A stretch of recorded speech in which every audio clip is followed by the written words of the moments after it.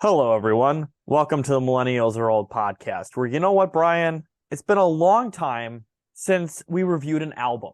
Wait, have we done that? Is that like a photo album? I was talking more about a music album, but I suppose we could review a photo album. I mean, movies are We can get that basically on the just pipeline. a large collection of photos, if you think about it. That's crazy. We'll have to put that on the back burner. I'll dig up some photo albums and we'll put that in queue. Good, good. So, in general, we're big music fans. I like Oh, metal. You're more hardcore, but we both like metal and hardcore. Have you ever thought of combining those two things? I don't think anyone's done that. You know what, Brian? I think there's one band that might have done that. In fact, I think I don't know about that. they might be the only band to have done that. Think. Coalesce. Coalesce, yes. No other band, no Uh, band that Phil Labonte was ever involved in, no band uh, that Kurt Ballou was ever in, nothing like that. the Get Up Kids. Yeah. They were the one with that pumped up kick song, right? All right, without further ado, today we're going to be reviewing the classic metalcore album by arguably the first metalcore band, Jane Doe by Converge. Now, this was my choice for this week's episode. Brian, you're familiar with Converge and Jane Doe, correct? Oh yeah. Oh yes. For me, I remember listening to this album probably about 10 years ago for the first time, and I remember liking it, but I didn't really get it. And then I listened to it a couple of years later after a breakup, and I'm like, oh, I get it now. I get it now. Interesting. Interesting. So for me, I was pretty familiar with Converge and particularly this album because in like sort of the second half of high school and then in my early 20s. So I've never loved metalcore as a genre. Um, What? if you, yeah, no, if you just asked me if I liked metalcore, my first instinct would be to say like, not really my thing.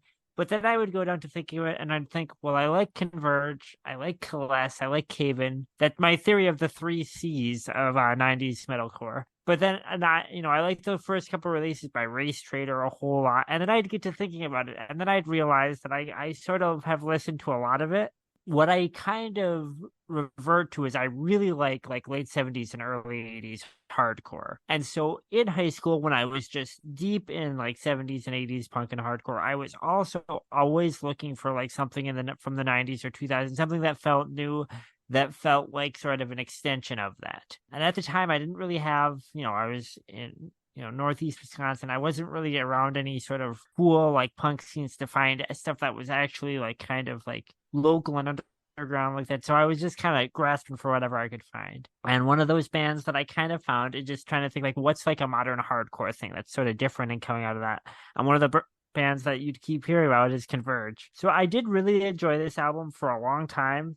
I had not listened to it in several years up until about a week ago, and I have some thoughts on how it holds up for me. But there was a point in my life where I would have said that this is one of the premier records that's like kind of a modern update on, Black Flag and Minor Threat and things. I was really impressed by this album, and I still am in some ways.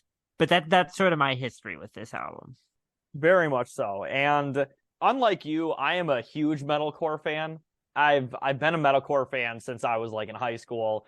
It for me, and to be fair, I've always been a big new metal fan too. So new metal and metalcore aren't really that far off in their general Yeah, audiences. And I have some stuff when we get to the end. I have sort of some thoughts on that. So in that's fact, in fact, interesting. there's a newer genre of like a fusion genre between new metal and metalcore called new metalcore, which is fairly popular among the kids these days. Yeah, But new metal is back, baby.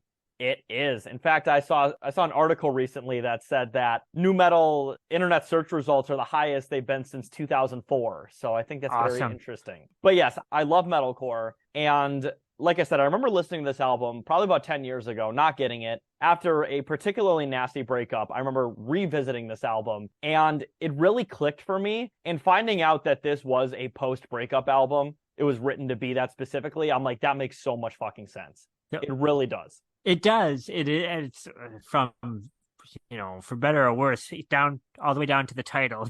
Yes. And also another reason I wanted to review this album is, well, we'll get into some of the details right here. So once again, this is Jane Doe by the band Converge. It was released on September 4th, 2001, so a week before the decline of America really began, which was the release of Silver Side Up by Nickelback, released a week later on September 11th. So unfortunately, that was really the beginning of the decline of really just North America in general. Yeah. That really swept away what was going on in rock and roll up to that point, and we've never come back from it. And whenever I listen to this album, it reminds me of what I really am. No, I'm not going to go there. But yeah, so this album was released a week before 9/11. And I would argue that this 9/11 was definitely probably the most pivotal moment in most millennials' lives, I would say. Like, oh, yeah. Every millennial knows where they were on 9/11. And the fact this album came out a week before 9/11, I think really makes this album. And also another album we might review eventually, Toxicity by System of a Down, was also released on September 4th, 2001. And I think this album, along with Toxicity, is probably a very succinct millennial album. It's pretty much on the money. Like every millennial knows what those two albums are, especially millennials who are on the more alternative side of music. Yeah. Yeah. So that's why I wanted to review it. Once again, it's an album that is very influential. It's an album that a lot of people on the alternative side really know about. And I think it fits this theme of the show really well. Yeah. And one of the things, too, from my side, what is interesting to me with how it kind of fits in with the millennials whole thing is, so this album, when I re-listen to it now, what I basically see is, what Converge did really well on this record is they kind of distill all of these different things that had been happening for about 10 years before it in like hardcore music and heavy music.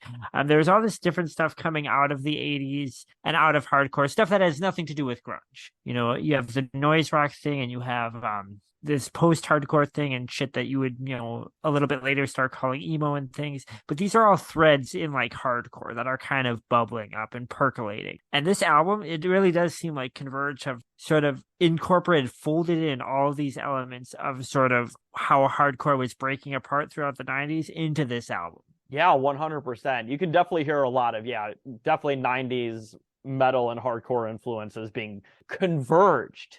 Yeah, into one, literally, or coalesced. You could even say, it's cohesive piece of music. Always here. Suspicious to me how aesthetically and lyrically similar. Actually, they're not really lyrically similar. No, but how similar their names are. Literally, yeah, it is. Really always funny, kind of made me wonder. But yeah, some more details here. It does not have a parental advisory sticker, just like Angelic to the Core. So I'm surprised this one doesn't, but to be fair, and we'll get into it, but the lyrics on the songs aren't particularly identifiable. It was performed once again by the band Converge, which at the time was made up of Jacob Bannon, who was the vocalist, Kurt Ballou, who was the guitarist as well as one of the producers on the album, and who I would say Kurt Ballou and Jacob Bannon are probably they're very much like the Joe Hahn and fucking Mike Shinoda of Linkin Park in comparison to Converge. Like they're responsible for 90% of the song, the production, the artwork. Like they're the powerhouses of the band for sure. I have some thoughts on the production of this record that we'll get to. Shit, we'll get into that in just a second, but I want to say one detail about the production before you say that. Then next here was Aaron Delbeck, who this was his last album with Converge. He was one of the guitarists. Next member, Nate Newton, who's the bassist, and Ben Kohler on drums. Now, except for Aaron Delbeck, the other four members, that is still Converge's lineup to this day. So that's pretty impressive for them. For a band like this, that is crazy. Yeah, really, like lineup changes in like metalcore, post-hardcore, like all those bands. They're like on average, they're on average like 13 months long. Yeah. So I also read that and I was like, God damn. I believe Ben Kohler was the last one to join, but he joined in 1999, whereas all the others are original members. So that's pretty impressive. Yeah. I mean, you really don't see that a lot with like post-hardcore for whatever reason. This album was released on Equal Vision record label. And once again, it was produced by Kurt Ballou and Matthew Ellard. This album is 45 minutes and 22 seconds long, so less than half the length of Angelic to the Core. It's a pretty tight record, especially given the time that this record came out. Early 2000s albums were pretty long, usually averaging on like an hour. Most often with like rap records, but also in rock and roll. So, pretty tight album in some ways. Yeah, 45 minutes clean through. Not too much fat on this record. Yeah, not really. We'll get into the actual individual track listing, but yeah, there's not much fat on this album. I would say it 95% of it at the very least feels pretty essential to the I think so overall product of the album here. And then speaking of, you're talking about production. The production budget of this album was $11,000, which is I was surprised it was that low, to be honest. Yeah, me too. For in 2001, I mean, because Converge, obviously, independent band, they're like a hardcore band, they're on Equal Vision, but $11,000 in '01 is, I mean, that's pretty small. Like, that's a pretty, for a band that had been around for a few years. I think the production on here definitely is deliberate. It is like an aesthetic choice, even though it is. I think it sounds pretty not lo-fi, but it sounds limited. But I think there is a reason for it. It's not just because of a lack of funds or whatever. But I don't know. I have complicated feelings on the production of this record. Yeah, personally, I think for the style of music and the album that they're playing, I think the production works very well. But yeah, it's definitely not the most accessible album, that's for sure. I at one point loved the production on this album. I loved it. Sounds very oppressive. I loved the murkiness. I loved how it's like the kind of wall of sound element. And sometimes I still love it. As the album goes on, there's kind of peaks and valleys for me. Very much so. Yeah, it's a very diverse album. And speaking of, let's get into some of the reviews here. Not the Amazon reviews, but general critic and audience reviews here. So on Amazon, the album has 4.7 out of 5 out of 200 some reviews. And we'll get into some of the Amazon reviews because the Amazon reviews are hilarious because all of them are from like the early 2000s and you can tell. Oh my God, incredible. So when we get to that point, it's going to be great. And on the website Rate Your Music, which was the website that I used last time for Angelic to the Core, it has 3.96 out of 5, which was, I believe, one of the highest reviewed albums of all time on Rate Your Music. So interesting. I mean, like this is an incredibly influential album within its genre. We can't overstate that. No, we really can't. In fact, here we are. So I'm on Rate Your Music. It is the 221st highest ranked album of all time on Rate Your Music. Damn. That's certainly something. That's for sure.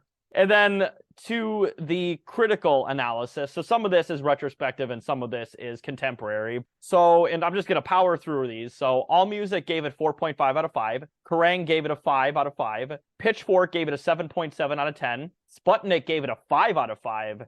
And Stylus Magazine gave it an A-. So pretty solid there. And then in some of the retrospective rankings, Terrorizer, a UK publication, named it their number 1 album of 2001.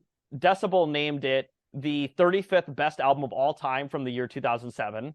Metal Sucks in 2009 gave it the 5th best album of the 21st century. Noise Creep gave it their number 1 ranking out of the best albums of the 2000s in the year 2009. And Sputnik gave it in 2010 their number 1 album of the decade of the 2000s. Decibel gave it their number 1 spot in 2010 for the top 10 100 greatest metal albums of the 2000s. Loudwire gave it number 10 out of their best 11 metal albums of the 2000s. Kerrang gave it 21 on their rank of 50 albums you need to hear before you die in the year 2015. Rolling Stone gave it 61st place on the 100 greatest metal albums of all time. And lastly, Loudwire gave it number 1 on their list of 25 best metalcore albums of all time. In metalcore specifically, this is such a piece of the metalcore had existed pretty much throughout the 90s. And there's lots of different genres that mix hardcore and metal, but metalcore as a specific genre had existed for some time before Jane Doe.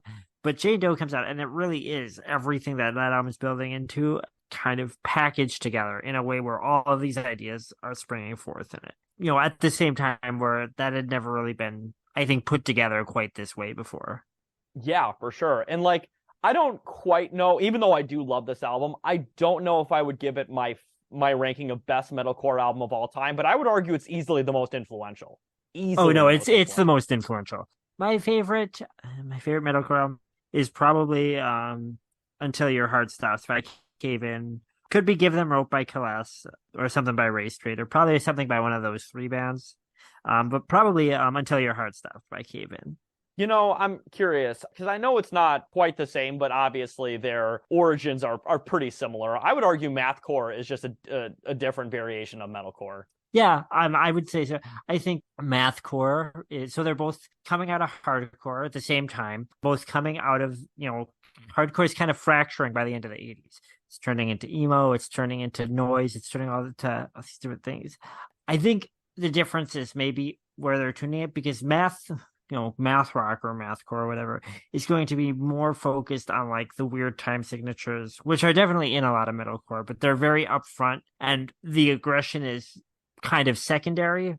Whereas metalcore is really going for like using the aggression of hardcore and the viscerality of hardcore, and then kind of the technical chops of a metal genre to put that kind of, I don't know, that really testosterone forward aggression front and center. But they're pretty much the same genre to me. They're very similar to I me. would agree with that. And if we include mathcore, I would say my favorite mathcore / metalcore band of all time is Dillinger Escape Plan. But of Oh course, yeah, Brian, you and I both love Dillinger, so yeah, no, they're great. Dillinger are so that would be a band that when we're talking about taking like the complexities of metal and the weirdness of hardcore punk and things, and really in a lasting way making those things come together and making them something that is really fresh and that holds up. Dillinger are right there for there's like Zappa and Dillinger Escape Plan, and there's Dead Kennedys, and there's fucking there's Big Mr. Black, Mr. Bungle and Faith Mr. No More in Bungo. there too.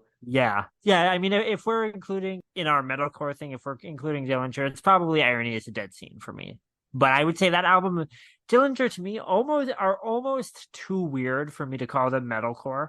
Like They are very they are eclectic, that, yeah. but there's like other things going on. You know what, Brian? We're totally forgetting the best metalcore band of all time. We're forgetting Avenged Sevenfold. How could we forget them? I re-listened to some of that first Avenged Sevenfold album about a month ago just to see because I'd never heard it, and I was like, "Wow, this is bad. This is like it's like typo negative bad religion bullshit, like some weird That's hybrid of those two things." that's sounding the Seventh Trumpet, right? Yes, yes, You know who would also agree that that's a terrible album? Literally everybody in Avenged Sevenfold. They never talk about it. yeah. I mean, what? I mean, like, I don't think anything that band did to me is probably that much better. But I assume if you're them, why would you want to go back to that record? Oh, for sure. Yeah, no question. In all honesty, I am not a fan of Avenged Sevenfold at all. I think they are they're metalcore for like red state rock guys who have 5 kids and wear wife beaters and also do wife beating. Yeah, yeah. They're like the metalcore Five Finger Death Punch, right? Basically, yeah. I mean, Avenged Sevenfold are the reason Monster exists as a brand. And Awesome. Rockstar energy drinks exist as a brand, basically. Oh, you should listen to that new Avenged Sevenfold song that they was either written by an AI or written while they were on DMT. I don't know. They keep making up different stories about it. Oh God. I guarantee you that those guys got really involved in NFTs at one point.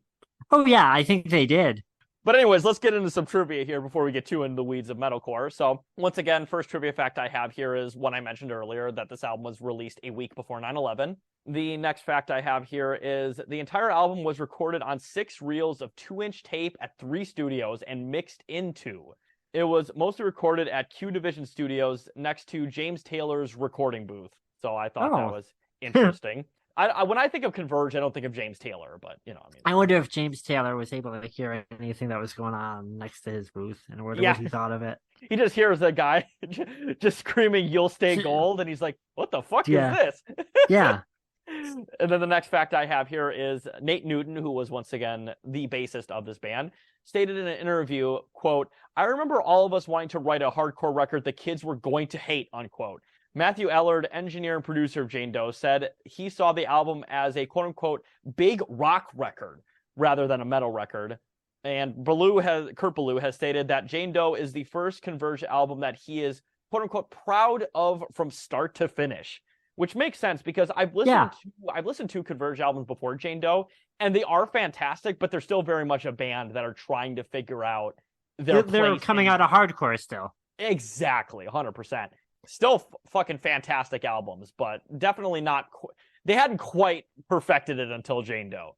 So I especially like Petitioning the Empty Sky. I think that one's awesome. That's a great fucking album. If you haven't listened, I haven't listened to that in a while. When I was really the peak of my Converge period was also the peak of me listening to like Midwest emo. Those were kind of like twin moods for me in high school. And Petitioning the Empty Sky was at one point my favorite Converge record. Ooh, okay, I'm glad. I would say that that's like a pretty solid second place for me. Yeah. So I think now it would be my second, but I think just because it's a little bit closer to those like roots, it's not quite their own thing yet. So it was a little closer to, what I'm inclined to like the Discord thing or whatever. And the next fact I have here is the first two tracks on the album, Concubine and Fault and Fracture, were combined into one music video, and it's the only music video for a song on this entire album. Now, the music video says Concubine / Fault and Fracture, but there's no Concubine on it. They just put it on the music video for some reason, but there's no actual parts of Concubine in the music video. So it's really just the Fault and Fracture music video. But yeah, that's stupid. What? I don't know why they did that. I think it's maybe because Concubine is, well, we'll get into it in the track listing, but I would argue it's probably the most iconic song off this album by quite a bit. Yeah. It's 79 seconds of just pure aggression. Great, incredible album opener for what this album is going to be. So I think they just wanted to add that to it, but they were like, well, maybe it's a little bit too weird to put in a music video, so we're not going to, but we'll put the song title in the music video. But both Concubine and Fault and Fracture they're so short that if you're doing a music video, you may as well combine them into one track for it. I feel that's what I thought. Very bizarre. But yeah, so let's get into the next fact here. Now, these are facts primarily about the artwork, which I would argue that even though the album is incredibly influential, the actual artwork for Jane Doe might be as influential, if not more influential. Like, oh yeah, how many hardcore guys have you seen just wear the t-shirt in that shirt, in that wife beater? Yeah, with the Jane Doe face. Yeah, 100%. It's got to be the most iconic metalcore, mathcore. Outside of like a Metallica t-shirt or like the big four of thrash, it's got to be the most iconic metal t-shirt of all time. Yeah, especially once you get into like, I remember going and seeing like Taking Back Sunday and seeing two different guys in the Jane Doe shirt. I was at the Humane Society and I saw a guy wearing a Jane Doe t-shirt. They're fucking everywhere. But yes, the artwork for Jane Doe was designed and created by vocalist Jacob Bannon. And I feel like he's probably bought a house on the royalties just from this artwork. But I could be wrong about that. He, especially if he copyrighted it. Oh, God, I hope so. I hope so, right? The booklet features lyrics for each song on the album, which are intentionally scattered and difficult to decipher. Bannon stated, quote, "Visually, I just wanted to capture that disillusionment with relationships and channel the negatives I felt. I did this in hopes of creating some sort of positive out of all the negative I was experiencing," unquote. The result was a mystery created from a variety of media, collage, photography, spray paint, and ink that Bannon then assembled digitally. The cover image has since become, once again, their de facto icon, as we mentioned earlier. Now, that's why I said when I had a relationship that fell apart and I listened to this, I'm like, oh, it makes sense because this is a breakup album. Like, I want to reiterate, this is a breakup album. I understand why that makes it resonate with people. For me, when I was re-listening to it now, and I didn't feel this way when I was younger, re-listening to it now, I was like, oh, this album feels kind of exhausting to me. Like, It feels... Like, and so I remember being like, oh, this is like, and by the way, I like a lot of the music on this record, but I remember thinking like, oh, this is like an unpleasant mood to have. And it's not like because I don't like heavy. I listen to a lot of metal and I listen to a lot of hardcore, but I think just at this point in my life, the type of angst I'm keyed into is like different. And I listened to this record a lot over the last week. I've listened to it about 10 times. And every single time I kept thinking, well, after a couple times, I'll get back to that clique that I was in like, at 18 or whatever when I would listen to this. And I never quite did, to be honest. You want to know something? What I think is really funny, I just thought of this. So, on like Twitter, Tumblr, wherever, and girls will be like, you know what? My shitty gaslighting boyfriend, he sucks. And he wrote me a whole album after we broke up on how he wants to get back together. Yeah, exactly. That is literally this. Yeah, exactly. Yeah, no, this is that album. This is like, if you are a millennial and you are familiar with the cliche of like, if you've ever heard the joke about metalcore guys singing songs about murdering women, that's about this album. And that's not me trying to cancel this album or be all holy. It just is. Okay, when people make jokes like that, they're talking about shit like this album. And this is not like a moral judgment on my part. I'm just letting you all know. And it's not even that I'm offended, right? It's that I listen to this and I'm like, I don't know, man. Maybe at this point, and I still like some like bleak and sad whiny shit.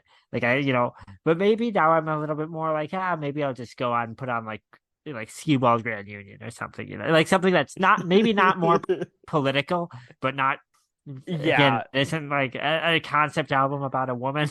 But Well, who so knows? I might go through some stuff in a few years and be right back there. So I shouldn't speak too soon.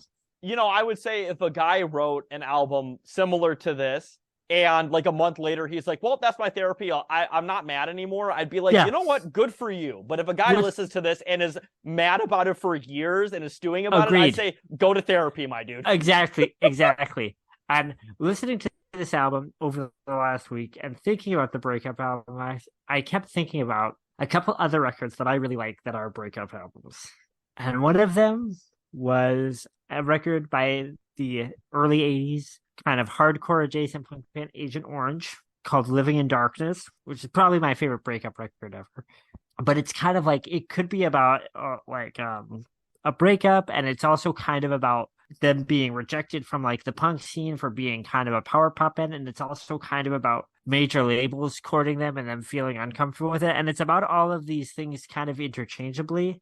But the other record I thought about, especially when I was reading the lyrics to Jane Doe, another record that it made me think of was 808's The Heartbreak by Kanye West. Lyrically, that is like a conceptual sister album to this. Oh god, to me. that's so fucking funny. I mean, talk about and they're good lyrics, but talk about breakup. I mean, Kanye is now the most divorced man of all time. Yes, well, he'll be hanging out with Steven Crowder soon. Yeah, I mean, he For would sure. do that. Like, no bullshit. Yeah, I know he would. And then the last fact I have here is Jacob Bannon first stated the cover image was not based on any original model, but in 2021. French actress and model Audrey Marnay asserted she was the basis for the iconic Jane Doe artwork. In an Instagram post, Marnay claimed a photograph of her from May 2001 issue of Marie Claire Italy magazine, taken by Dutch fashion photographer Jan Welters, was the original source artwork used by Bannon. The following day, Bannon acknowledged on his personal social media accounts, as well as the band's, that the photo referenced by Marnay was indeed a primary source used to create the original stencil used for the album's artwork. And I looked at the picture, it's dead on. It is dead on there. He basically just traced her face. Oh, ooh. I looked it up and I'm like, because I hadn't really like done research on this album since before that revelation came out, and I saw the pictures, and like I said, I'm like, yep, that's it. That is 100% it. I gotta look it up now. I mean, there's a reason why it's so iconic, but because it is a great photo. But yeah, it's. Oh, yep. You know what I'm saying? It's right there. Yeah, no, that's her. All right, so let's get into some of the tracks here. Now, I have very brief descriptions of each track. So, Concubine, which was the song that I originally said is the album opener. Once again, it is an incredible opening track. One of the best album openers of all time, especially in the metal genre for me. And this is a very common thread with pretty much all the songs, but the lyrics listed in the liner notes of the album aren't actually what's said in the song. In fact, in Concubine, the only lyrics are "You'll stay gold, I'll stay gold." That's pretty much it. That's pretty much the only thing that's identifiable. And part of that was, I did some research on why, because I thought that was very interesting. But the reason why, it was Jacob Bannon basically saying that when you're in a breakup and you want to say something to somebody, sometimes you get like so choked up that really only like basic words come out and not your full thoughts. And this was like the lyrics and liner notes were what his full thoughts were being when he was able to articulate it and not so like emotional. Okay. So that's the sort of theme on this whole album. It is literally like it is like an incredibly like emotional, angry breakup album, but it's inarticulate. Yeah. And it's like that on purpose. So I thought that was really interesting.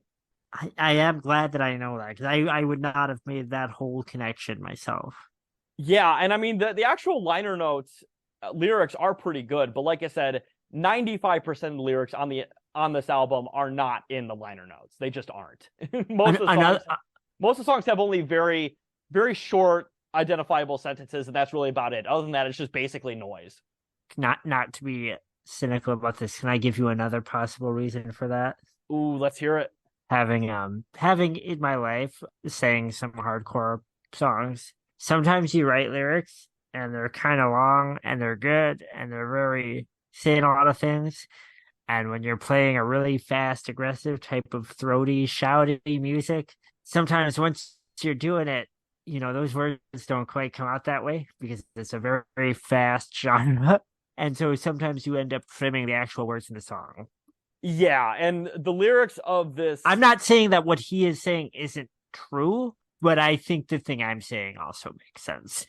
Yeah, I would give credence to both that because reading the lyrics and the liner notes, there's no way you could say that with the intensity and speed that you would need to make it work with these Yeah, kind of songs. There just exactly. isn't.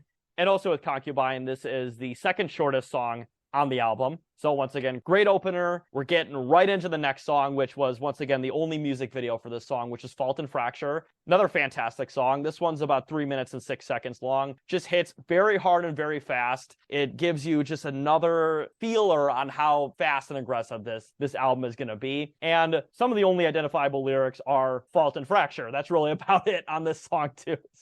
So my notes on these tracks are as one track. So when I think of Concubine and Fault and Fracture, it makes me think of there's this kind of adage about ambitious or experimental hardcore records, and it comes up a lot in histories of hardcore. And I think goes back to this album called Zen Arcade by Husker Du, which is that hardcore bands, when they're doing sort of a very expansive album, an album that's really pushing their sound out to like the brink of hardcore, the rule seems to be that you start that album with like the best fucking like straightforward hardcore track you can do to show your audience that you're still that band before you do all this weird shit. And to me, that's kind of what these first two tracks are. Right out the gate, full on hardcore before we get to some of the shit we'll see in later tracks that's maybe a little bit more questionable to the quote unquote hardcore kids.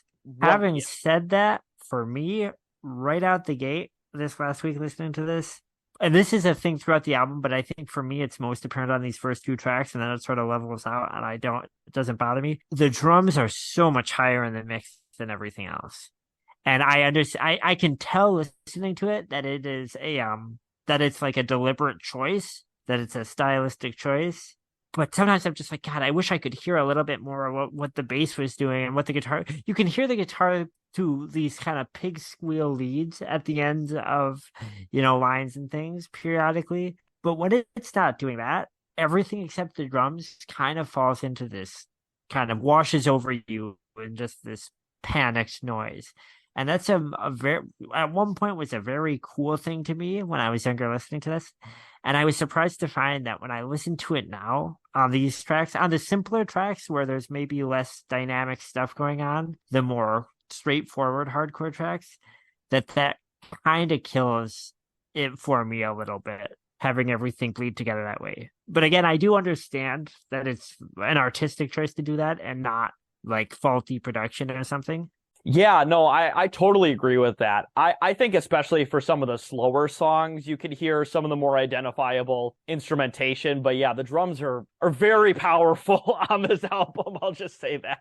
So like, especially, well, let's get into the next track and then I'll say some more thoughts here. So next song here is Distance and Meaning, which is the first song in the album with some of the cleaner vocals. So it's a little bit slower than the first two tracks, but another fantastic song, I will say there. So I know you're talking about how Concubine and Fault and Fracture were the two songs that were basically just like, fucking, I should say familiar more to the hardcore crowd, but this was the first song off the album that I think might have not been as familiar with hardcore fans. Yeah. And I think for me, we're getting into the stretch of the album where this is where it becomes the album that I remember. Those first two tracks, like I said, they don't really work for me, which is ironic because hardcore is more my speed than metalcore. But because my memory of this album is kind of the weirdness of it, I was surprised at my first re-listen by how relatively straightforward Concubine and A Fault and Fracture are. Once you get to Distance and Meaning, it really becomes that album I remember.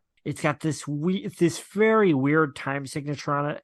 The vocals, I guess you could call them clean. I would say they're less hoarse and they're a little bit more slimy sounding, right? They're kind of like this weird croon. Oh yeah, well I mean clean and relative to this album. Yeah, Like... I know what you mean. I know. So this record really gets to, for me, my whole reason I came to Converge and bands like this in high school was because I was looking for something that might be the evolution of like 80s hardcore.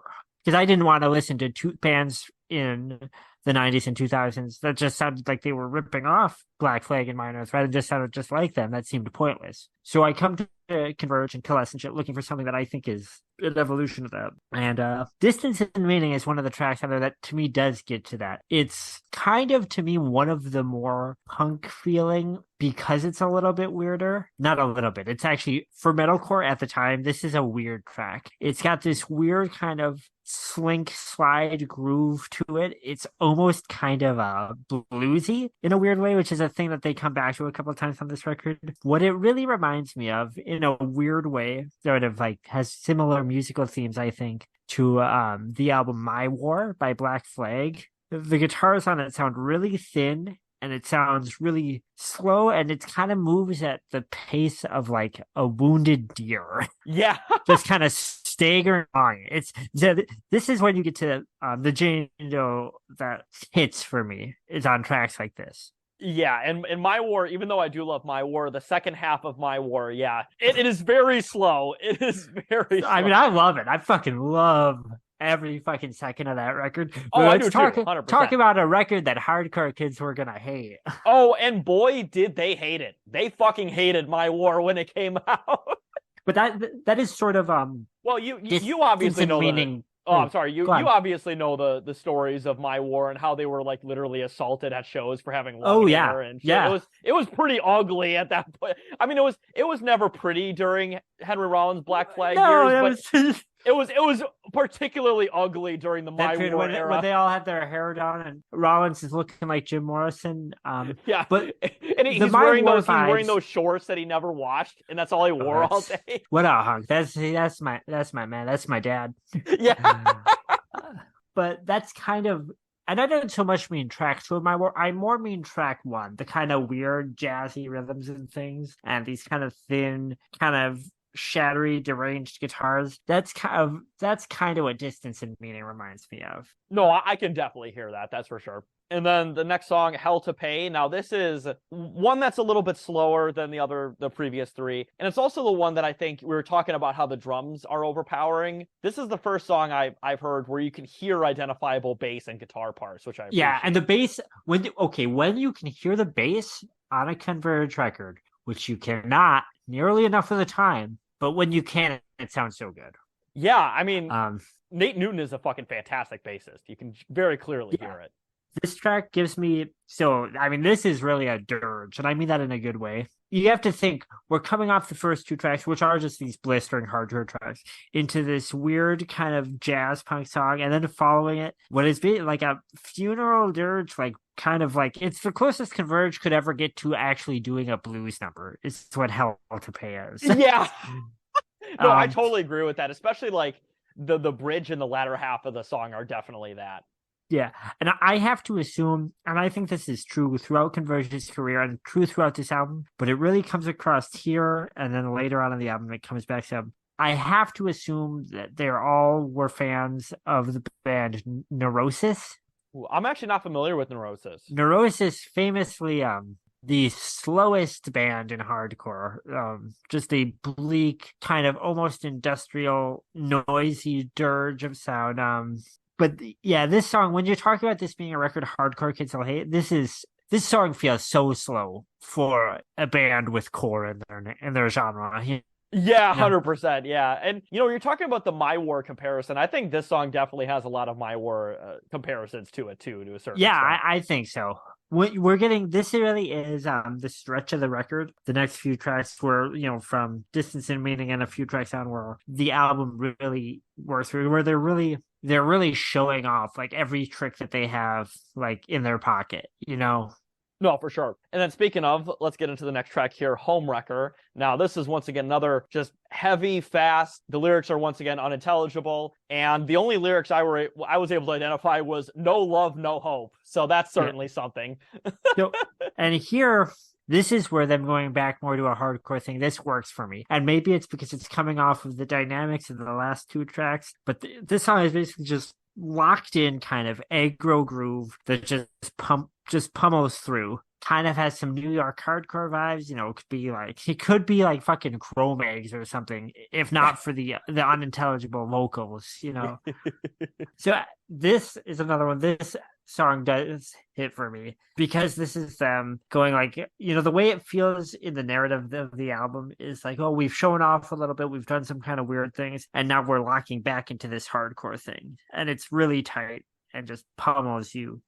And then, you know, we were talking about Cave In, Brian. So Broken Vow, the next song on here, which is once again another great hard and fast song with some more audible lyrics. But the featured vocalist on the song was Caleb Schofield of Cave In. Yep, and these are my favorite vocals on the record. I don't dislike the vocalist any other time, but he has a very different delivery.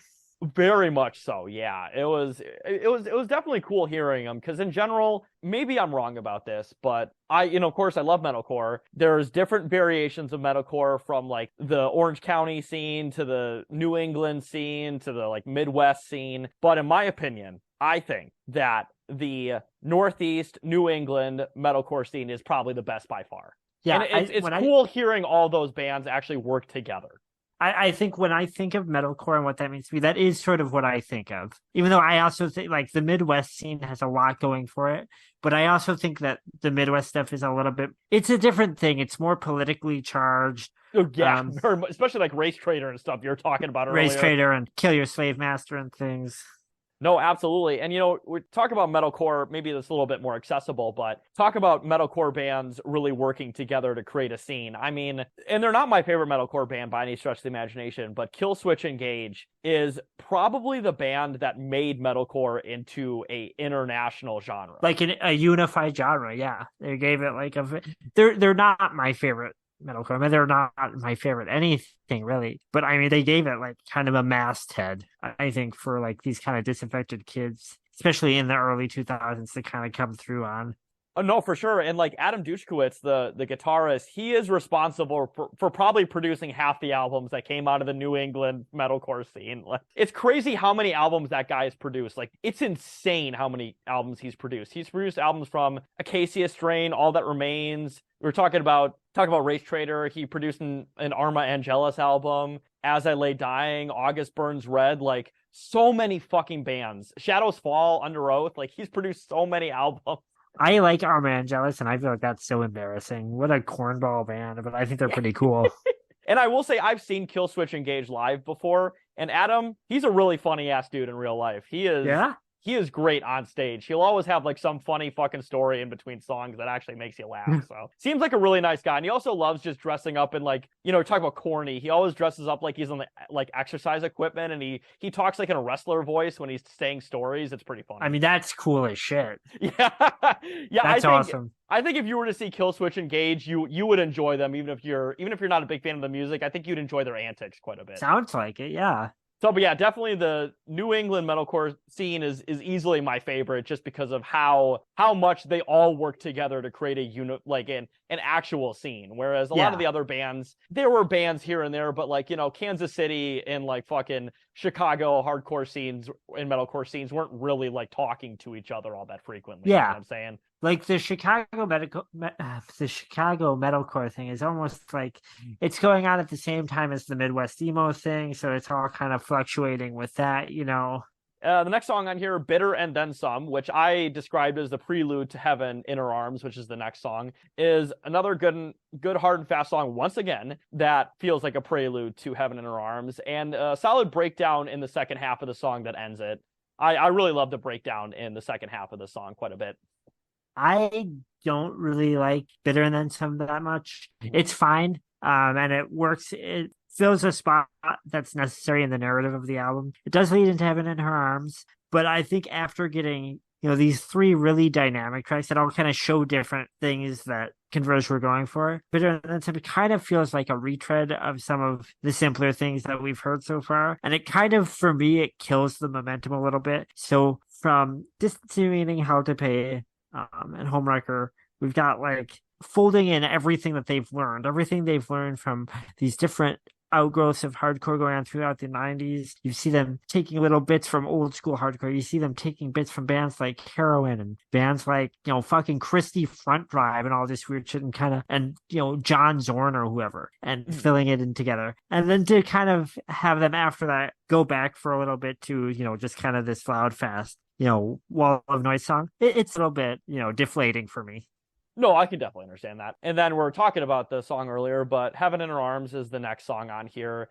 This in general, like musically, is my favorite song in the album, especially the bridge. I could listen to the bridge like all day. It's hard. It's incredible to me. And like, once again, we're talking about how it's a breakup album. Like the bridge for me is how I feel when I'm like pretty emotionally not well. Like I just hear that and I'm like, oh, these guys get me. I feel it. Yeah. Like, yeah. Heaven in Her Arms is maybe the most musically compelling track on the album. And there's some pretty affecting tracks, but there's a lot of different segments to this. There's a lot of little riffs hidden in. There's a lot of subtle tempo shifts, and the fucking bass on this song is so good. It propels the whole song around. It's the fuzziest, most ugliest bass I've ever heard, and I love it. I'm glad you like it. And also, Brian, something you might like too. There is a Japanese metalcore band / post-hardcore band named Heaven in Her Arms after this song. Yeah, are they good? I heard a song of theirs, and I can say, from what I remember, they were definitely influenced by Converge. But I think it's cool that an entire band was named after this one song. So good on them. Yeah. I mean, you can see why. If you're working in this genre, this song could easily be like the benchmark for it. So yeah, personally for me, this is my favorite song on the album, and it very much is very emblematic of how I feel in a particularly bad breakup. Like it's all very chaotic, but still very moody. And then also during the bridge when he just screams "Bled Us Dry," I'm like, oh yes. So yeah, this is Heaven in Her Arms probably is my favorite song on the record. If it's not this, then it's Distance and Meaning. Distance and Meaning is the one that I found myself rewinding most often, but Heaven in Her Arms is the one where every time I went through this week and listened to it, I heard something else in this record and this song that hit me, and I was like, oh shit, they're really cramming a lot of ideas in here and doing them all effectively and in ways that make sense for the song. Absolutely. Next song listed is Phoenix in Flight. This song is much slower than Heaven in Her Arms, and it's once again got some clean vocals, and the latter half of it is instrumental, so fairly straightforward song in comparison to Heaven in Her Arms. But yeah, this is the apex of the metal end of the influence on the record, or at least nearing it. A lot of, to me, the more metal elements on there, ironically, they don't come from like thrash or something.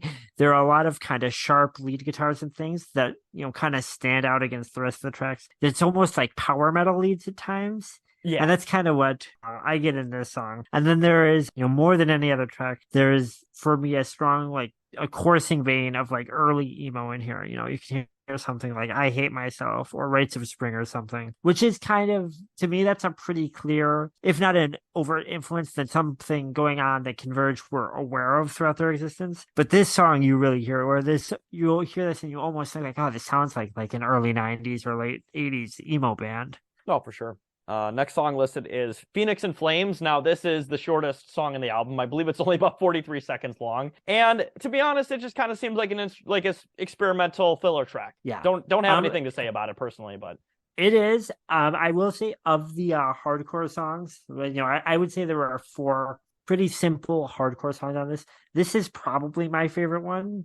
Because it's so weird, like it's so abrasive. And this is another song where I almost think like when I think of hardcore kids hating this album, I can almost hear this song starting up and some hardcore kids starting to groove to it, and then about 15 seconds later the song just falls apart into noise and just these hardcore kids getting pissed off about it. It's just like a nasty jazz song. Yeah, it's also definitely the lowest out song on the album by quite a bit. Yep. It's just like, it reminds me, do you know of John Zorn's jazz grindcore band Painkiller quite a bit? I've heard of him, but I'm not super familiar with him. I'll be honest. You should check out Painkiller sometime. That's pretty cool shit. All right. Yeah, now I'm always down for like experimental stuff, that's for sure. Especially if it's like super fucking weird. I'm like, yeah, I'm down So, for it. I'm fucking down for it. Painkiller has members of members of Napalm Death, and I think also of Carcass in it, but it's led by jazz saxophone player John Zorn. And often they're like these grind jazz exercises where the saxophone makes these squealing noises that kind of sound like it's like a woman screaming or something. Oh, interesting. Okay. It's some weird shit, but it's cool. The only saxophone punk song I like is New York is All Right if you like saxophones. That's the only one I like. What a fucking great album. I could fucking talk about Fear and Leaving Yeah. all day. Well, that's the thing, Brian. I think we could describe Fear as the most woke band of all time. Yeah, no, Fear are a bunch of nice guys, good politics. No weird symbolism or iconography. Yeah, well, they're originally called the Justice Warriors, actually, I believe. Wonder what Lee Ving is up to these days. I think he's still touring as Fear. That's wild because he's like in his mid-70s at this point. Yeah, because he was old for a punk. Like he was already like in his 30s when he started Fear. Yeah, when he was on SNL, he was like 35 years old already. Yep. Like, yeah, he was old as shit. But yeah, definitely. If people listening to this haven't heard, definitely listen to Fear the Record. Great album. So fucking good. Oh my God. So fucking good. I mean, we're talking about jazzy stuff. Like there is some great sort of, Disconnected. We Destroy the Family. God, incredible. And also watch the infamous SNL performance. It is awesome. Featuring Ian MacKaye yelling, New York sucks. Yeah. That is honestly that's like top 5 best SNL things ever. Yeah, easily. And that's including early 90s SNL. Like, I mean, that got punk bands blacklisted for years and years from SNL. Wasn't that like fucking 6 months before John Belushi died too? Yeah, John Belushi played drums live for Fear sometimes. Oh yeah, that's right. God, SNL used to be kind of cool. Yeah, is that crazy? Doesn't that suck? So it's like watching New Simpsons. We should do. Someday we'll do an episode where we talk about stuff that was like beautiful and important that just sucks and keeps going on. We'll just do a thing where we'll just do like maybe a series or even just a long episode where we talk about The Simpsons and SNL and all that shit that just used to be cool and edgy and just sucks dick now.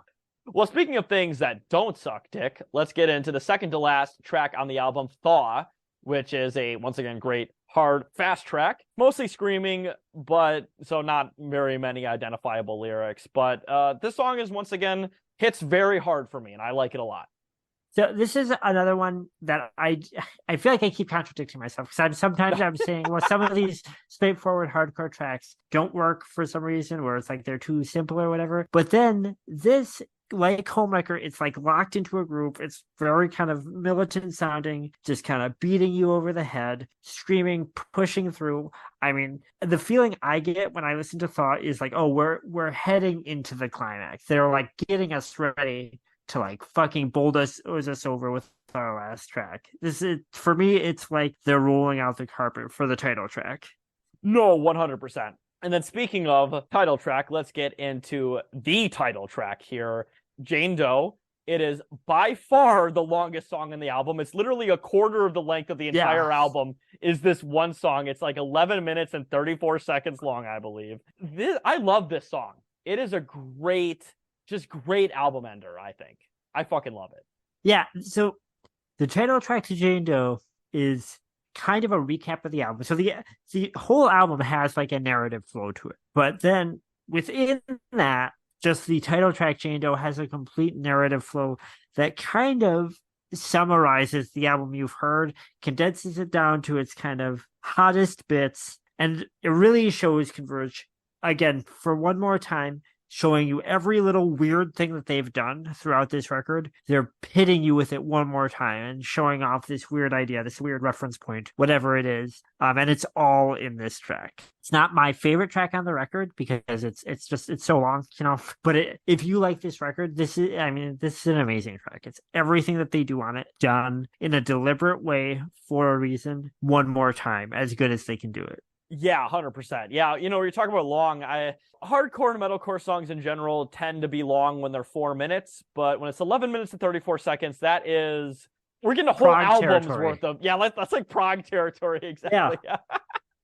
Well, because the whole thing of metalcore is that for a hardcore subgenre, the songs tend to be pretty long because there's more instrumentation. It's a little more intricate than, say, like a youth crew band or something. So the songs get to be like 4 minutes. And then if you're into hardcore, you're like, oh, that's a pretty long song. But then Yeah. you get into this and you're like, oh, yeah, this is like an album for some of these bands. Yeah, there are definitely some EPs out there from hardcore. Wasn't Nervous Breakdown like 8 minutes long? I know that's much older than this, but Yeah, still, yeah, like, yeah, yes. It was less than 2 minutes long. What a God, that's a fucking banger from start to finish. Every second counts there. The 100%. thing with the title track to Jane Doe that I did want to call out at about 7:10 in, the first half of the first few minutes of the song drops out, and we get another slow, almost kind of ambient build. It starts off very quiet and it builds up. And you've got, again, the kind of like funeral procession tempo. You've got these creepy vocal harmonies rising up. And then you've got every weird fucking influence that Converge have folded into metalcore up to this point. The little emo bits, the fucking metal bits, the neurosis noise thing. And it all sort of swells up together, starting at 7:10 of the title track here, Howard, and just builds and builds. And it's very tense sounding. It's very creepy sounding. Kind of almost sounds to me like an Evil or Christie front drive or something. You mentioned that. It's pretty good. I've never heard of them before. Illinois emo band from the 90s, kind of in the same kind of category as like Joan of Arc or Braid or something like that. A little bit slower. Cool. Yeah, I've listened to Braid a little bit. I can say that. I've listened to Braid. Oh, I love Braid. I mean, most of those bands, I used to be really into that shit. I've kind of put that stuff away for the most part, but I still love Braid. I still put those Braid singles on every once in a while. You even put your hair in a French braid sometimes, I believe. You're all in for Braid. Yeah, well, only when I'm listening to Braid. Yeah. So yes, that is the album Jane Doe by Converge. Now, before we get too deep into our final thoughts here, I wanted to get into some Amazon reviews because, oh my God, these are some of the best Amazon reviews I've ever seen in my life. And I'm not joking. These are incredible. I believe all of them were made before 2005. So these are some pretty old Amazon reviews. These are some old millennial reviews. In fact, I believe one of them was made on September 5th. So our first pre-9/11 review, I think, that I can remember. So this is monumental for millennials are old. Yes, so I'm super excited to talk about these. So I'm going to get into the first one here. This first review is from Lord Chimp, who gives this album 5 stars. And the header of the review says, because it's all in caps, "This is a glorious monstrosity." And the body of the review says, "Metal used to be the sort of thing where you would plug in your guitar, get a nice heavy sound, write good riffs, and that was pretty much it. As the years have gone by, it's impressive to see how much bands have taken the aesthetic to this level. Converge is generally regarded as the hardcore metalcore band." Now, once again, this review was written in 2004, so metalcore hadn't quite became the popular force that it had become, where I would argue now metalcore is maybe the single most popular subgenre of metal out there. Well, in retrospect, it's the metal genre of the 2000s. Oh yeah, no bullshit. Of the second, when you get to the back half of the 2000s, post nu metal, but I don't think anyone knew that at the time. I think we know that now when we look back at the musical legacy of bands. No, I mean, straight up, when I was in high school in the latter half of the 2000s, everybody either listened to Avenged Sevenfold or fucking Killswitch Engage or All That Remains, like all the pretty like popular entry-level metalcore.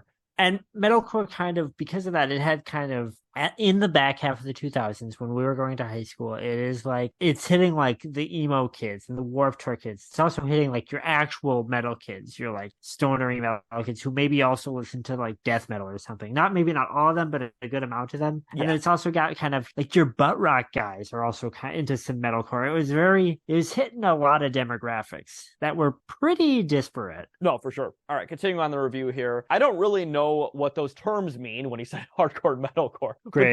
But this is just a beast of an album. I've listened to so much death metal, grindcore, black metal, cyber Terminator metal, and so on. Now, it is rare that a band impresses me with its sheer heaviness, but Converge is heavy enough to bring you to your knees. Massive, crushing riffs with guitar distortion that can strip flesh from your bones. Sorry, I don't want to be a dickhead. And I like this record for the most part. Taylor, do you think this record is that heavy?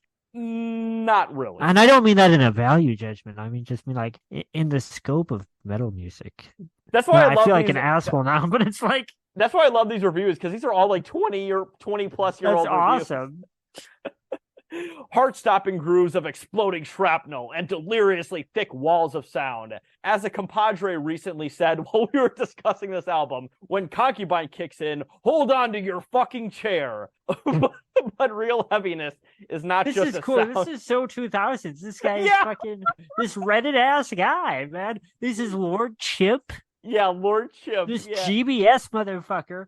But real heaviness is not just a sound. It also has a lot to do with how that sound is manipulated and performed. For instance, King Crimson is, in my opinion, much heavier than nearly any metal band. Converge is an excellent example of this theory in practice as they pound through eclectic, wrecking ball riffs and industrial strength rhythms at breathless velocities, while vocalist Jacob Bannon's inhumane screams crackle across the scorched earth metalcore landscape with spine-tingling ferocity.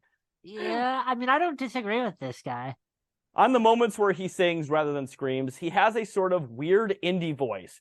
And part of that visceral impact Converge plasters you with comes from their gritty, rugged sound. The music is most certainly not sloppy. Converge's technique is highly refined around their frenetic, short, violent bursts, mammoth drumming, aggressive stop-starts, and syncopations. But the album has a fast, dirty sound, could be interpreted as punk, were the songs not so complex, brutal, and heavy. And when you think you have their sound pegged, along comes the 12-minute title track of Jane Doe. It first trudges along through clomping heaviness for a while, and then it finishes with an electric crescendo that would shatter Godspeed You Black Emperor. It's one of the most powerful moments in the world of heavy music. Our highest recommendation, and if you love Dillinger Escape Plan, you will love this, I think, which I agree with that last sentence probably the most.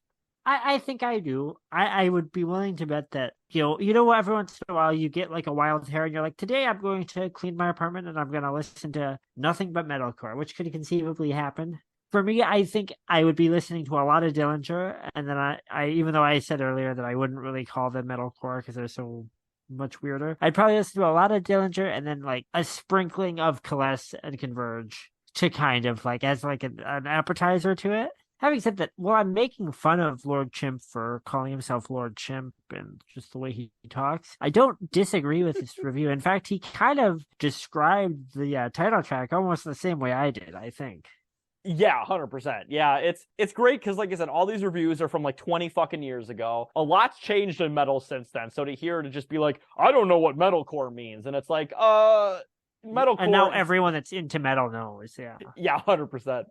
All right, and the next review here from Wheelchair Assassin, who gives us album 5 stars, and the head of the review says, aggressive, eclectic brilliance. And the body of the review says, over the next few years, Jane Doe may well come to be looked upon as one of those albums that changed the way people look at music. Although Converge lean more towards the hardcore side of the heavy music equation than such bands as Meshuggah, Dillinger Escape Plan, and Soylent Green, their essential mission is the same. Like their metal counterparts mentioned above, Converge fuse mammoth heaviness, uncharacteristic levels of intelligence and musicianship, turning out jarring song structures and mutating time signatures without abandoning the aggression at the core of their genre. On Jane Doe, their most recent album, Converge demonstrates songwriting and instrumental chops that blow away almost anything I've heard in any genre, period. Heaven in Her Arms is doubtless one of the most maniacal compositions in the history of popular music, and tunes like Concubine, Fault and Fracture, and Homewrecker aren't far behind. Jacob Bannon's harsh, unintelligible shrieks may take some getting used to, but their raw power and visceral impact are undeniable. Besides, they perfectly match the music, which is nothing short of astonishing.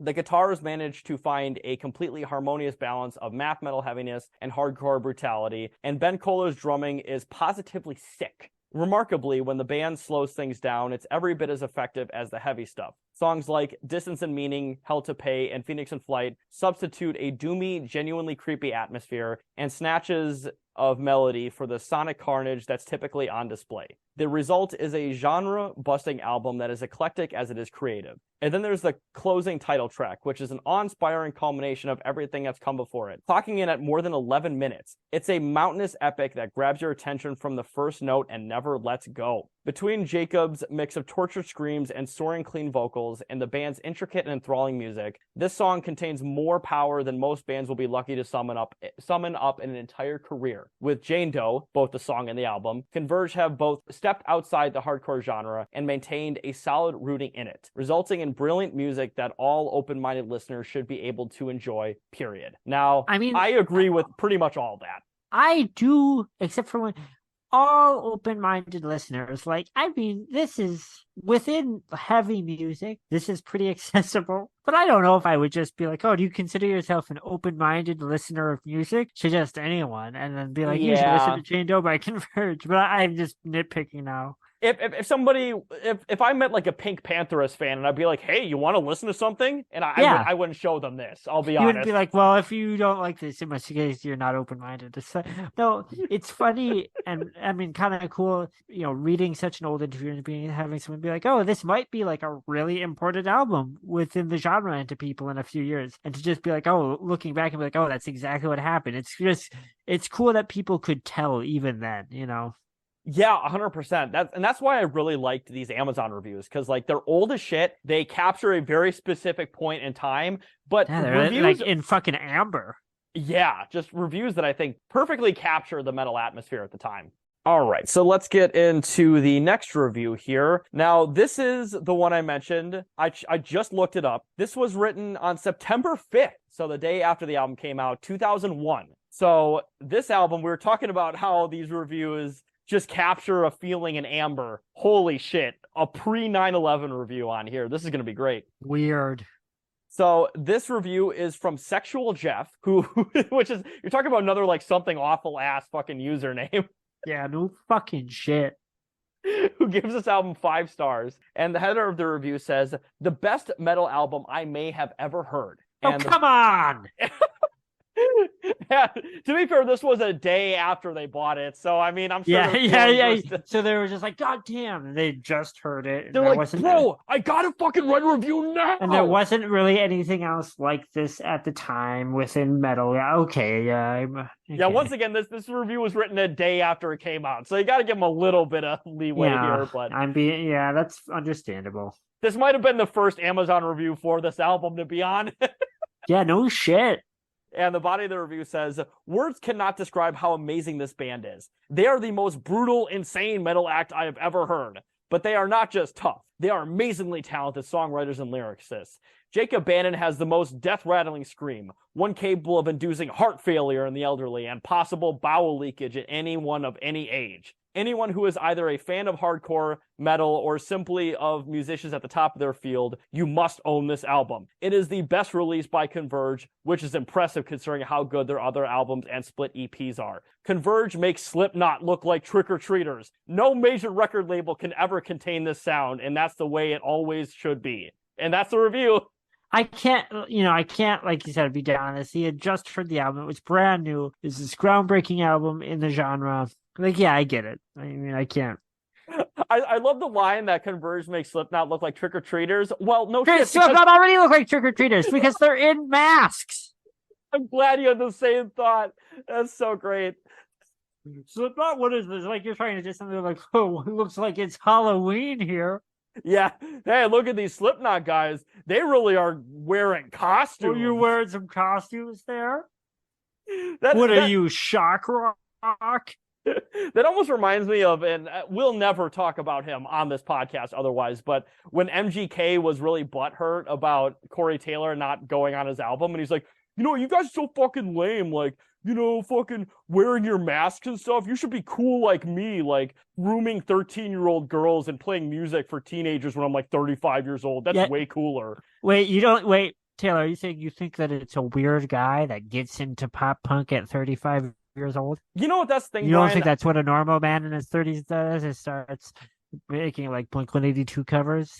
That's the thing, though, Brian. I think you and I can both agree that pop punk are very well known for liking a lot older women. So I'm going to tell you a funny thing, which is that do you know about the band Brand New and Jesse Lacey from Brand New? Yes, I'm familiar. Okay, so I'm going to tell you something about that. Is that I was my mom has been sending me stuff that she just doesn't want me keeping at her house in Wisconsin anymore. I found in there a bunch of brand new CDs, and I don't listen to brand new anymore. Not just because of the Jesse Lacey thing, but just because I've outgrown it. I just don't care anymore. Yeah, well, wasn't brand new? Was that the band before Taking Back Sunday, or was that like they were like contemporaries in the scene, right?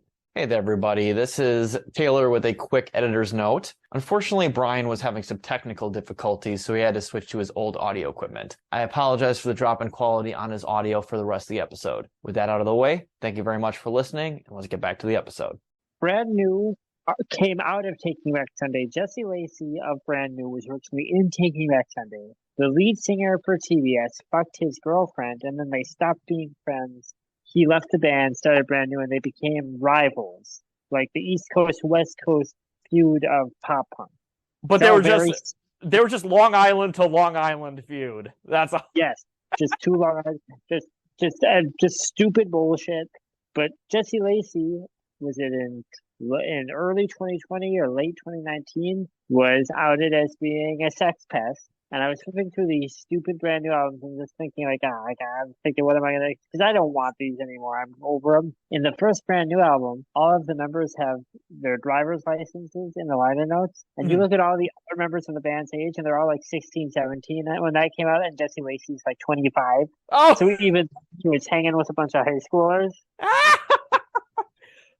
It's always something with those like fucking emo and like pop punk guys. Oh, They're just like, it's so funny because it's like if you thought of a genre that was more keyed into being like a shitty, gross guy who like fucked high school girls, of course it would be pop punk. So it's so like it's almost too obvious, God, it really is. It's such a regrettable. To be fair, there's a good amount of that in metalcore. No, there is too, but I mean, pop punk is like universally like sex pest music. Yes, it is. Yes, yeah, absolutely.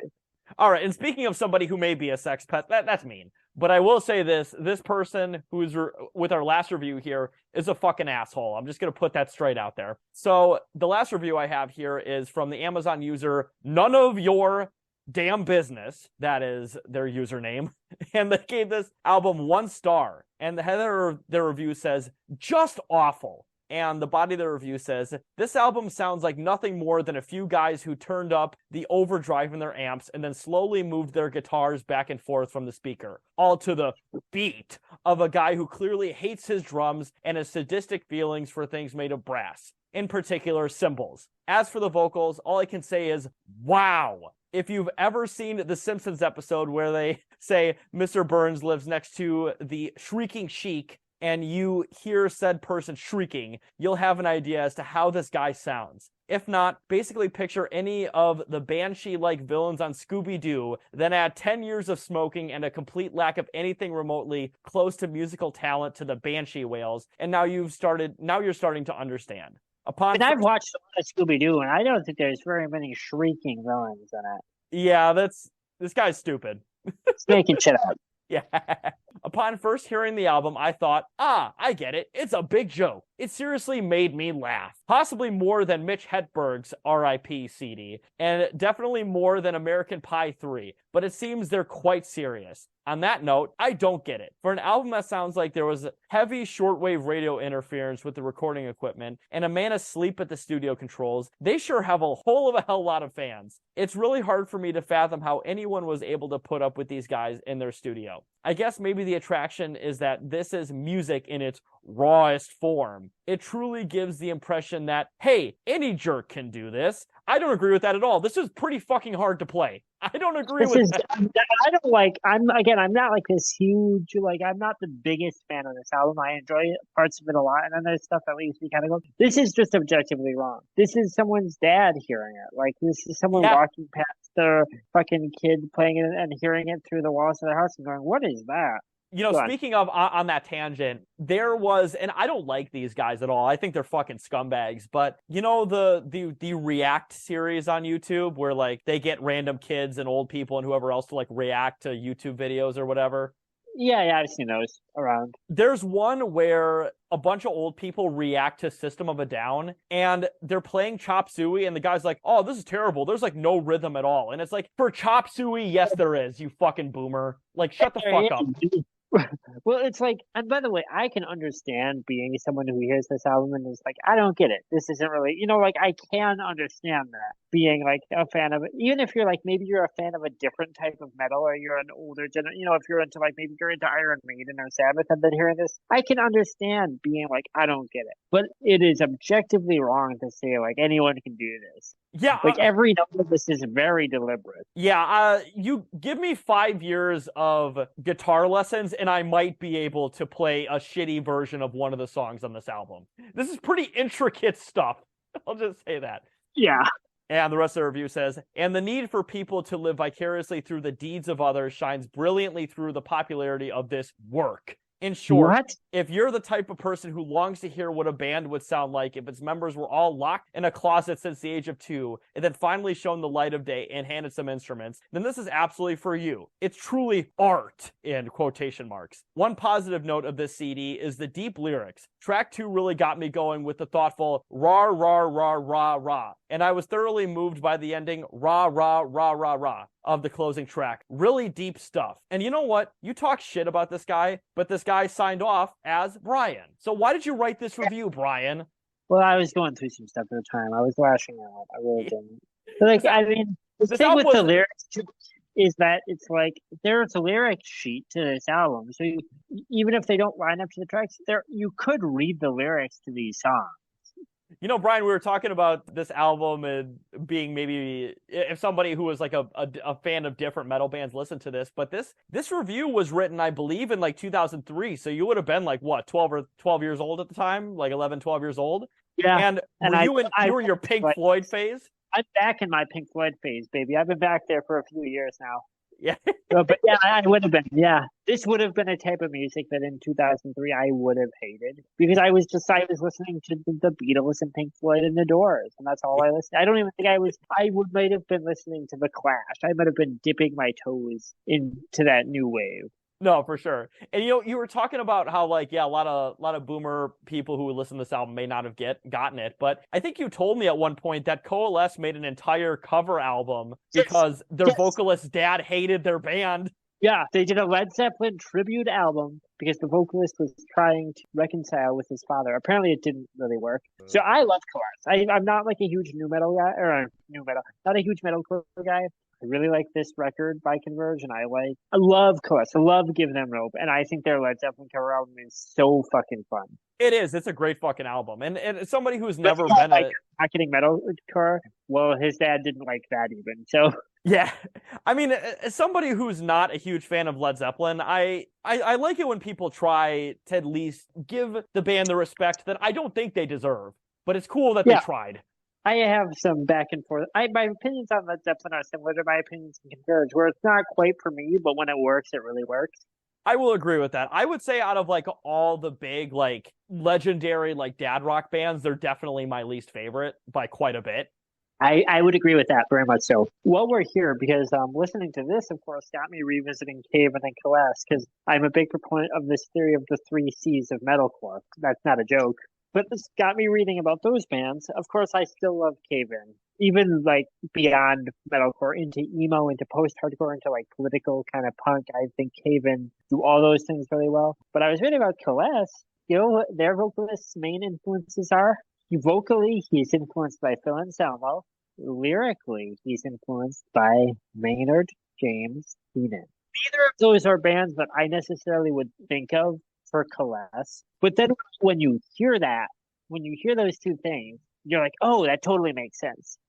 I would have to re-listen to them, but in general, I mean, I think people really sleep on Phil Anselmo specifically when it comes to how influential of a vocalist he was. Because, like, in the early 90s... Yeah, in the early 90s when Pantera came out, like, every fucking metal band was trying to, like, replicate Phil Anselmo to a certain extent. Well, my theory with Phil, what I think he did that was different from metal at the time that was kind of revolutionary is I feel like he was channeling Rollins, which I don't think a lot of metal guys were doing at that point.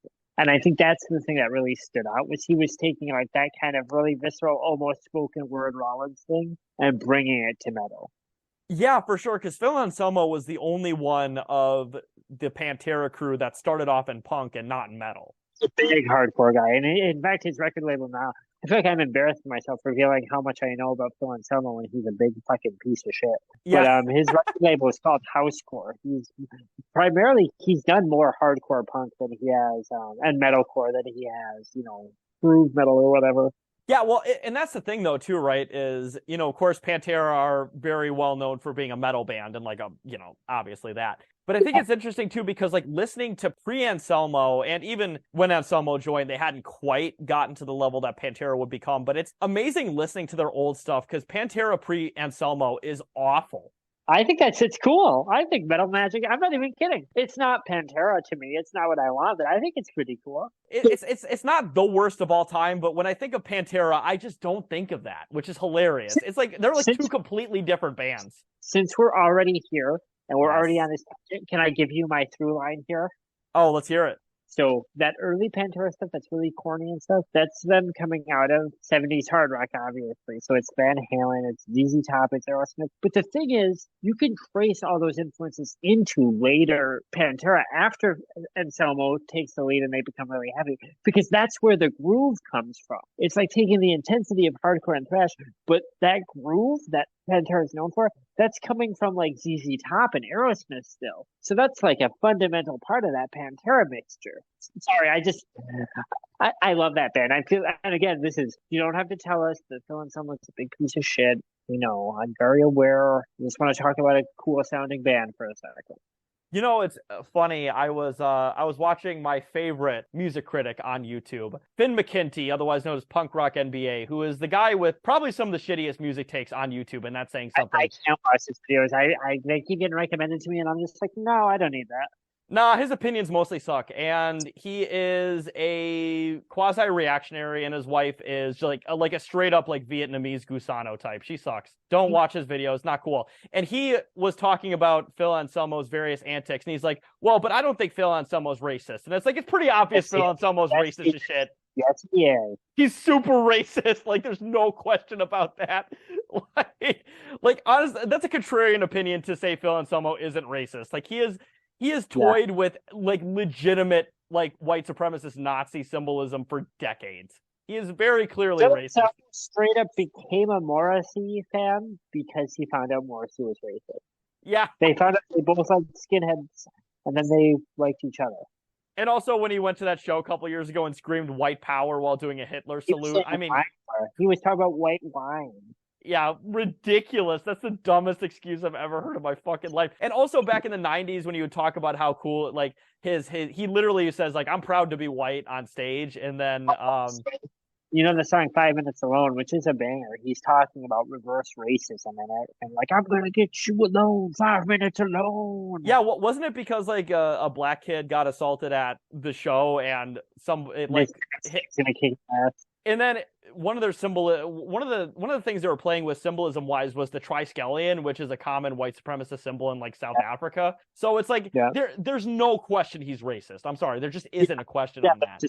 Phil Anselmo connection. We're gonna bring this back around to metalcore. I've got a good one here. I'm thinking of the metalcore bands that I really connect with. Here's another one. Do you know Ass Jack? I am not familiar with them. No. That's Hank Williams, the third metalcore band. Oh, you said the third, right? Not Junior? Yeah, not Junior's son. No, I thought you said Junior, and I'm like, wait, Hank Williams Jr.? No. Isn't that weird? How sometimes they're talking about like talent skips a generation. Isn't it hilarious that Junior sucks shit, but the third is actually pretty good? So Junior has some good songs. He did like OD'd in Denver. He did he had some pretty good Southern fried outlaw country stuff. But what you're gonna hear mostly from him is fucking obviously he did like the Monday Night Football thing and that shit. Shitty song he did Kid Rock. But there is an element of Hank Williams Jr. where he has some chops and he can write some good country western songs. Obviously, and then Hank Free, we both probably it's like punk country in the best possible way. And neither of them even close to Hank Sr., which is probably one of the top 5 songwriters of all time to me. Oh, 100%, yeah. And also, we were talking about Pantera, and I totally forgot to mention, talk about fucking just incredibly influential, heavy songs. I listened to Suicide Note Part 2 the other day. Holy shit. That is like a proto-metalcore song. It really Yeah. fucking is. I mean, it's also got Seth Putnam of Anal Cunt on backup vocals on that one. Talk about not racist. Seth Putnam is featured on a song. I'm gonna write a song called "Phil Anselmo Was Not Racist," and also he's gay. No, it's Phil Anselmo's not racist because he's gay. That's it. Phil Anselmo's Oh, that's good. Yeah. Friend All of the right. pod. Yeah.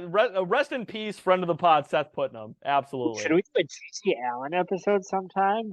Well, speaking of, so that's our review of Jane Doe. Do we have any final thoughts before we end this episode here? So this pivotal album in heavy music, pivotal in hardcore punk, pivotal in like progressive metal, really is. If we're talking about the Millennials are old thing, this is an album that pretty much from the time it came out and onward, it changed the landscape of heavy music.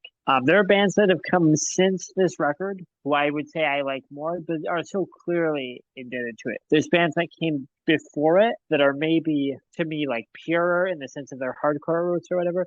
But this record, Jane Doe by Converge, it really is. I mean, it's a convergence of everything is happening through the 90s in the hardcore scene. It's melodic at times. It's very emotional. It's very sincere. It's very aggressive. It's noisy and like it's dissonant to the point of like being harsh and experimental at times. And it's all folded up into a pretty tight 45 minutes. Yeah, 100%. I would agree with that. Like, for me, once again, this is not my favorite metalcore album of all time, but I think it is obviously an incredibly influential album. Maybe one of the very first metalcore albums that people got a chance to listen to. Yeah, most people don't listen to 90s metalcore. Like, when people think of popular metalcore, they think of 2000s metalcore. Yeah, that's what people think about. The people that were into metalcore before that, we're talking like a subset within like hardcore punk communities. So this is part of what takes it out of that, I would say, is this album. Yeah, like when Converge formed, that was back when like metal and hardcore communities just did not interact. They just didn't. Yeah. Distinct musical communities. There's a lot of weird history in the weird tension and chemistry and trade-off between metal and punk since their inceptions. And but really that had always been a weird alchemy between them, a weird sort of symbiotic relationship until metalcore in the 2000s.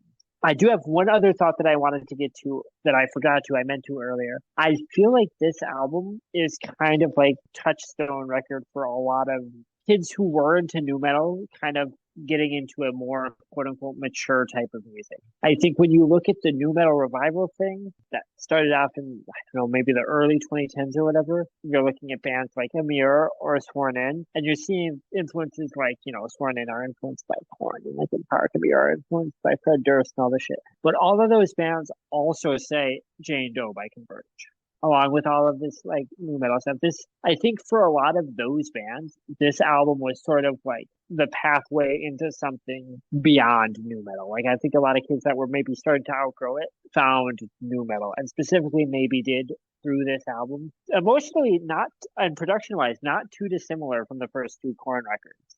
No. In fact, you were talking about nu metal revival. So I would argue that probably the very first what we consider to be the nu metal revival scene probably started off with Suicide Silence's 2011 album, The Black Crown, which is, you're talking about genres that really, I think, influenced the modern metalcore and nu metal scene. Definitely deathcore, because a lot of deathcore bands just straight up became either metalcore or nu metal bands. Like, it's just hilarious. Like, pretty much to a T. Well, I also think it's like part of the thing. I don't really like deathcore. It's just not a thing. I don't hate it the way a lot of people do either. But I think that's a natural thing where it's like you're probably going to stop being a deathcore band after a while, just as you get better at your instrument. So, a quick tangent, but deathcore was not a genre I particularly liked when I was much younger, but it's one that I've revisited over the years, and it was a cool little experimental genre, and I'm glad that it exists. Like early Suicide Silence, especially the cleansing and stuff that's earlier than that, is like almost borderline slam. Like it's crazy how heavy that shit is. I hated Suicide Silence when I was nice. Like it's because I was like a stuck up like music prick, but I was like, I was into like old punk and I was into grindcore and I hated Suicide Silence when they were, when they were coming out and everyone, I went to school and all the metal kids liked them. I probably didn't even give them a fair shake. They're better than I thought, but I just wouldn't even give them the time of day. That's totally understandable. If I were to give you a recommendation though, The Cleansing, which was their first like major studio album, I can tell you what, it is like unrelentingly fucking heavy album. It was produced live, like just straight up Ooh. live in studio with all the instruments playing. Talk about wall of sound. Holy shit.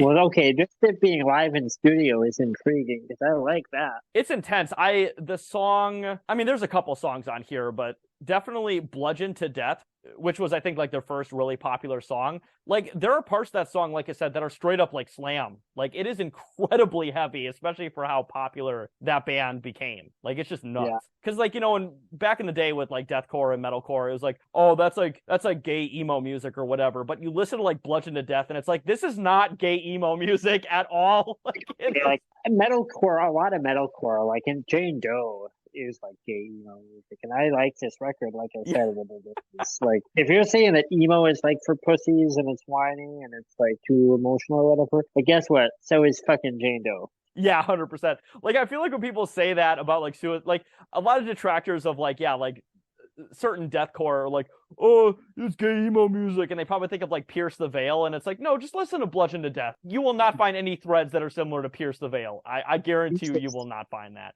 Yeah, it is, like I said, very, very fucking, especially for how popular they got. It is incredibly heavy. Like, it's, you know, in a lot of ways that people kind of shit on Slipknot for being like a popular metal band or whatever, but like, what other super popular metal band is that heavy, especially on like Iowa and Self-Titled? Like, those are pretty fucking heavy albums. Slipknot kick-ass. Iowa's so fucking good. Self-Titled album is so weird. We will probably do a new metal episode or a couple episodes, like our big episode, something at some point.